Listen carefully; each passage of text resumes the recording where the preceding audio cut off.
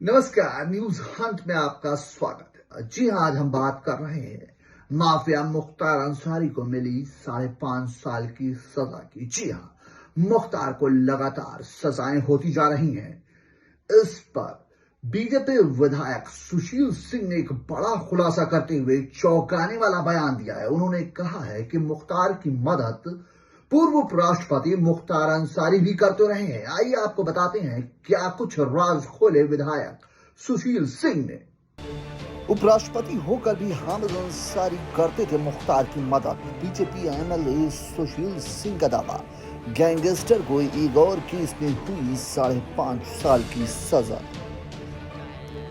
वाराणसी के MP MLA court ने mafia Mukhtar Ansari को शुक्रवार को 5.5 साल की जेल की सजा और 10,000 रुपए का जुर्माना ठोका।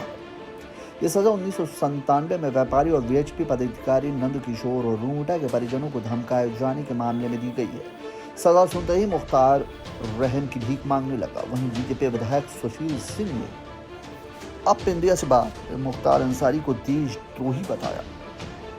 मीडिया रिपोर्ट्स के मुताबिक मुख्तार की पेशी जेल में ही वीडियो कॉन्फ्रेंसिंग के जरिए कराई गई थी। न्यायाधीश उज्ज्वला उपाध्याय द्वारा सजा सुनाते ही मुख्तार ने अपना माथा फोड़ लिया और सिर झुकाकर बैठ गए।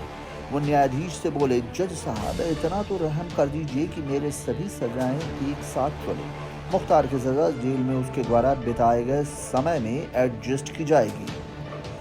आपको बताते चले कि साल 1997 में वीएचपी नेता नंदकिशोर रूंगटा का अपहरण मुख्तार के गुर्गों ने किया था। वह नेता की पत्नी अपने पति को छुड़ाने के लिए पैरवी कर रही थी। इसी पैरवी के खिलाफ मुख्तार अंसारी ने पूरे रूंगटा परिवार को बम से उड़ा देने की धमकी दी थी। तब पीड़ित परिवार ने वाराणसी के भेलूपुर थाने में एफआईआर दर्ज कराई थी। दरअसल मुख्तार अंसारी के खिलाफ दर्ज मामले में पिछले 15 महीनों से 7 सजाएं मिल चुकी हैं। उसे अलग अलग मामलों और कोर्ट में 2 साल से लेकर आजीवन कारावास तक की सजा मिल चुकी है। फिलहाल उस पर दर्ज 65 मामलों में से 21 पर कोर्ट में सुनवाई जारी है।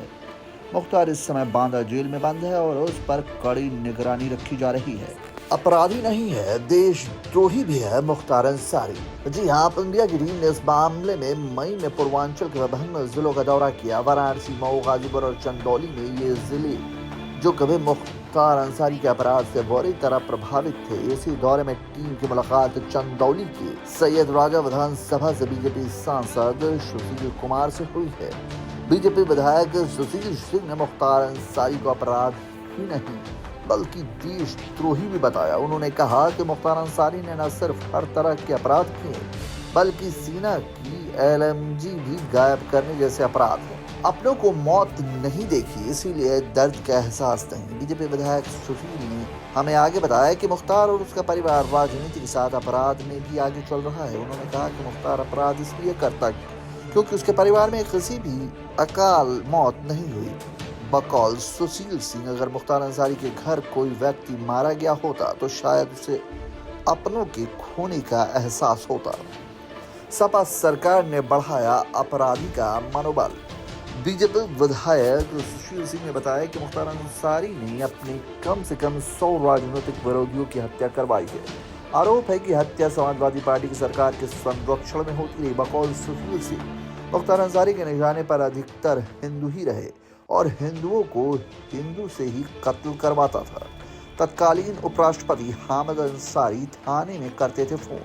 बीजेपी एमएलए सुशील सिंह ने बताया कि मुख्तार अंसारी के अपराधों को जैसे समाजवादी पार्टी लखनऊ से बढ़ावा देती थी, वैसे ही कांग्रेस उसे दिल्ली से संरक्षण दिया करती थी। बकौल सुशील सिंह, कांग्रेस पार्टी ने मुख्तार के ही कहने पर उनके पूरे परिवार का मकोका लगवा दिया था।